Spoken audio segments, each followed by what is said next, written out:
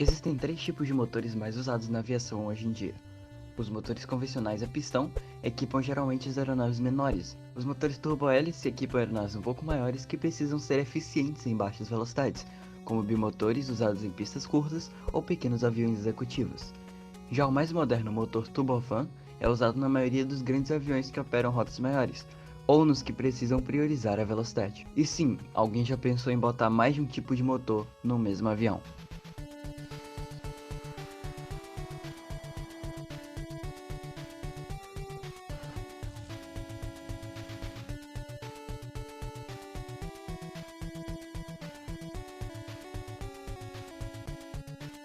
O ano era 1944, e a União Soviética precisava urgentemente de algo que se equiparasse aos recém-construídos jatos alemães.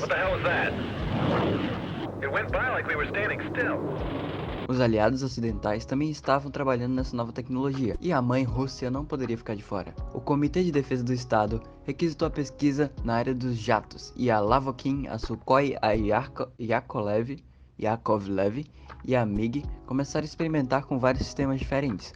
A Sukhoi e a MiG se voltaram para o VRDK. O VRDK era uma espécie de híbrido entre um motor a pistão e um turbojato, chamado de motorjet. A MiG pegou um motor V12, usado em vários aviões soviéticos da época, como o Yak-3. Ela pegou esse motor e usou ele para alimentar o compressor de ar de um motor a jato. Para melhor performance de decolagem e pouso, uma hélice também seria usada na frente da aeronave, também alimentada pelo mesmo motor. Basicamente, o MiG-I-250 seria um motor com um avião em volta. No ano seguinte, em 1945, foram construídos dois protótipos do modelo, que fizeram alguns voos de teste.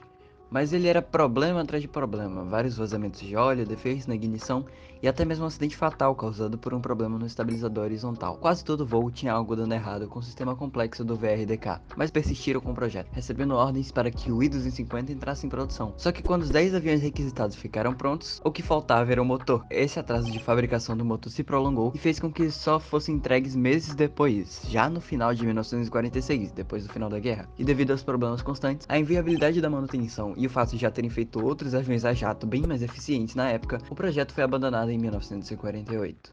Como qualquer outra coisa feita pela União Soviética no meio aeroespacial, os Estados Unidos também tinham sua versão. Em 1945, eles precisavam de caças que pudessem operar em porta-aviões, mas que fossem rápidos o suficiente para competir com os jatos. Porém, os motores a jato demoravam para responder quando o piloto aplicava potência nos controles. Isso seria arriscado caso ele precisasse arremeter vindo para o pouso em um porta-aviões. A solução? Colocar um motor radial a pistão na frente e um turbojato atrás. Você verá que esse não vai ser o único avião com essa configuração na lista.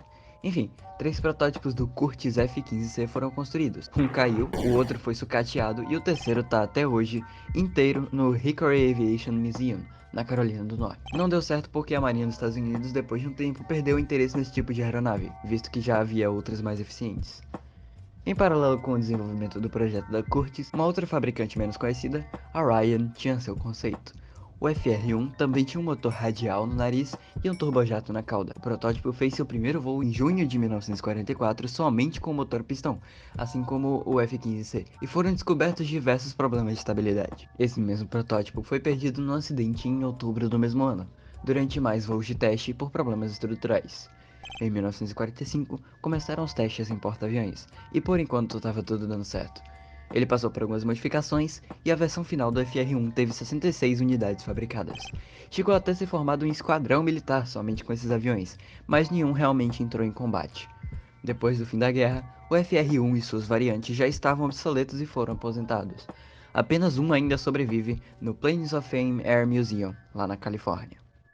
O P-4M Mercator foi uma aeronave de reconhecimento marítimo operada pela Marinha dos Estados Unidos na década de 50.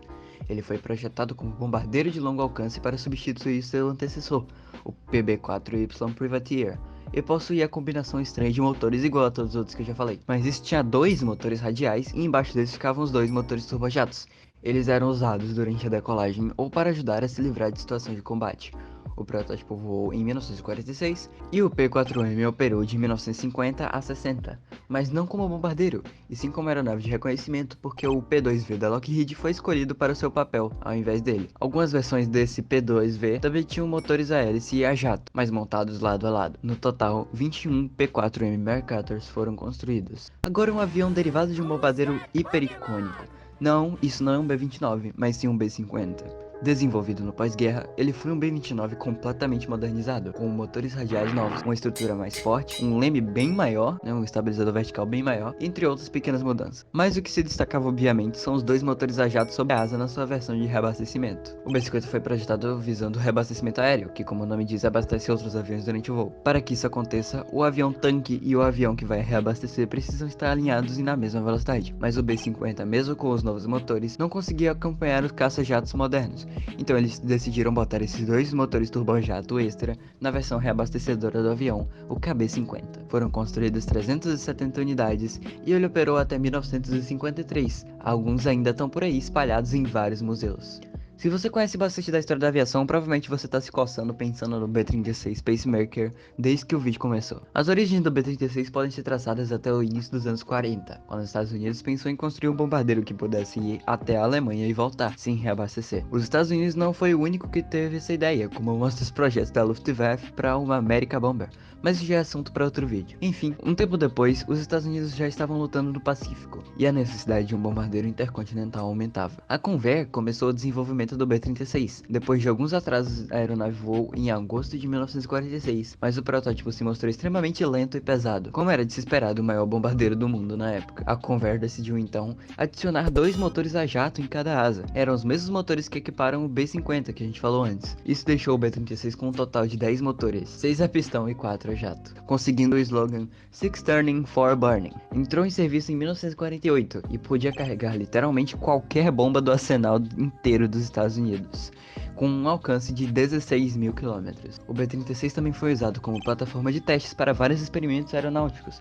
Podemos citar as tentativas de transformar ele numa nave-mãe com caças parasitas, ou até mesmo transformar ele num avião movido a energia nuclear, ou seja, ele voa com um freaking reator nuclear dentro dele. Lembrando que foi um negócio parecido com isso que causaria uma das tragédias mais conhecidas no mundo décadas depois. Na década de 50, com o avanço da Guerra Fria, os B-36 já estavam obsoletos quando comparados com aeronaves soviéticas, e ele foi substituído por bombardeiros menores e mais modernos, como o B-52, que ainda voa nos dias de hoje. O Convair B-36 Peacemaker foi uma peça icônica da aviação, mas apenas 4 dos 384 fabricados ainda estão preservados hoje em dia. Assim como os Estados Unidos e a União Soviética, a França também tinha um projeto para uma aeronave pequena que pudesse operar na pista curta de um porta-aviões e ter a mesma velocidade de um jato moderno. A Breguet criou o 960 Vulture, com dessa vez um avançado motor turbo-hélice na frente e um turbojato atrás, que em 1951 voou pela primeira vez. O protótipo demonstrou falta de potência, tanto que ele quase não conseguia voar se o motor a jato fosse desligado. Depois de algumas modificações, como motores mais capazes, ele estaria pronto para operar, mas assim como os outros aviões com essa configuração, ele era ineficiente e muito complexo para ser usado na marinha. Mas nem tudo estava perdido. A Breguet decidiu esquecer o motor a jato e a partir do Vulture desenvolveu o Breguet 1050 Alizé, não sei pronunciar. Teria um motor turbo-hélice mais potente e seria focado em combate contra submarinos. O Alizé teria uma longa carreira, sendo aposentado apenas no ano de 2000. Ainda tem alguns deles voando hoje em shows aéreos. A primeira proposta de aplicação de uma aeronave de propulsão híbrida no uso civil só foi considerada em 1974 pela fabricante de aviões executivos americana Gulfstream. Ela usaria um motor turbo-hélice na frente, combinado com um jato na cauda, proporcionando capacidade de operar em pistas curtas e ao mesmo tempo voar tão alto e rápido quanto os jatinhos particulares da época. O turbo-hélice seria o bom e velho PT-6, o mesmo que equipa inúmeros outros aviões, como o Tucano e o Bandeirante, ambos da Embraer. O motor na cauda era o primeiro turbofan a ser usado em conjunto com a hélice, porém a aeronave seria oficialmente um monomotor, porque esse motor turbofan, o WR-1931, não tinha sido certificado para ser usado como propulsão em aviões, e seria considerado como um auxílio em caso de emergência. Mas a Gulfstream, sabendo que isso ia dar treta depois, decidiu usar outro motor, o Pratt Whitney JT-15D, e registrar o avião como bimotor mesmo. O nariz do avião teve que se alongar para permitir que a porta fosse colocada na frente da asa, para salvar espaço para um novo motor na cauda. O protótipo do Gulfstream American Hustler fez seu primeiro voo no início de 1978, mas mesmo com 76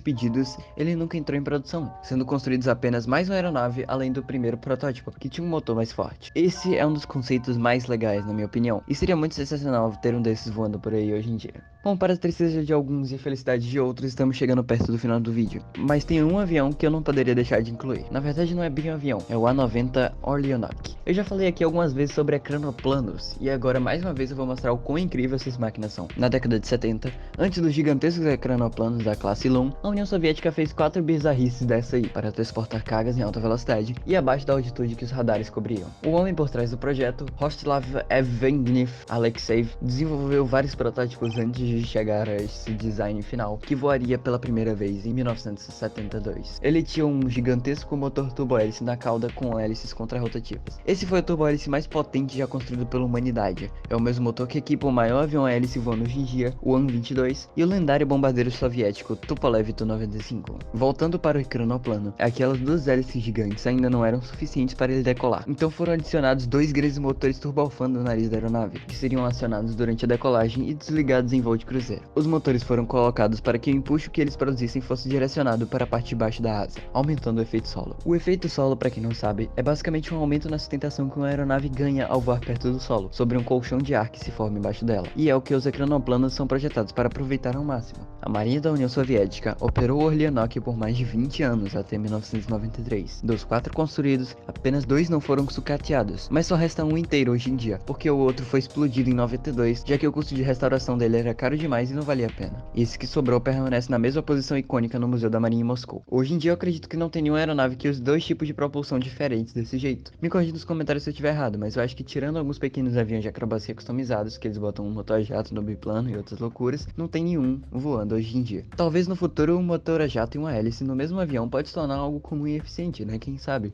Enfim, por isso é hoje. Vou ficar aqui com algumas fotos de menções honrosas, na minha opinião. Se esse vídeo pegar 2.000 views, eu faço a parte 2 com essas aeronaves aí. E é isso. Beijão aí pra você. Tchau. That doesn't make sense.